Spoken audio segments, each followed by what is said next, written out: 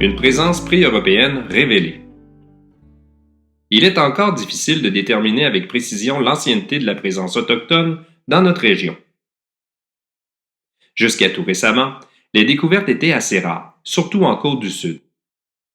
Certains archéologues préhistoriens ont émis l'hypothèse que le sud de l'estuaire du Saint-Laurent aurait pu être occupé par des chasseurs de phoques fréquentant les rivages de la mer de Galway entre 9000 et 8000 ans, avant aujourd'hui.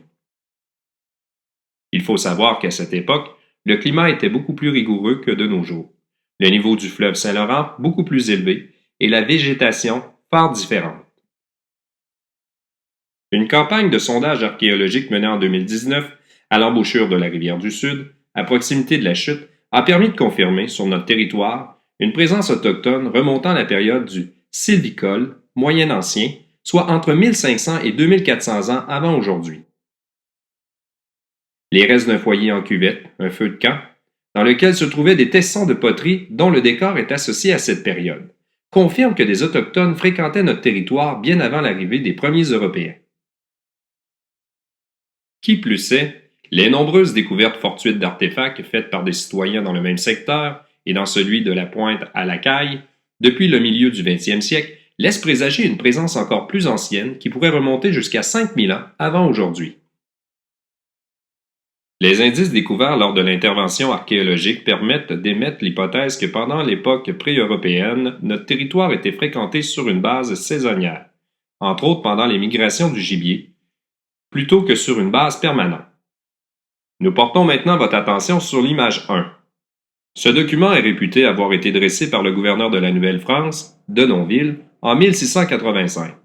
L'on y explique le tracé depuis Québec pour se rendre par voie d'eau à la baie française, baie de Fundy, via la rivière du Sud. Ce chemin, nouvellement connu à l'époque, emprunte la rivière du Sud et indique un portage de 3 lieues, soit 12 km, vers ce qui est probablement le lac Carré. À partir de là, on descendait vers le sud par la rivière Deveau, puis par la rivière Noire nord-ouest à destination du lac Frontière. Celui-ci est l'un des affluents de la rivière Saint-Jean ou Wallastock en langue malicite, se trouvant dans l'actuel Nouveau-Brunswick. L'ensemble des cours d'eau du plan était nommé Achiganoré-Chogé. Il est fort possible que cette voie ait été présentée aux Français par des Malicites ou des Micmacs qui devaient connaître ou même emprunter ce chemin d'eau depuis des générations.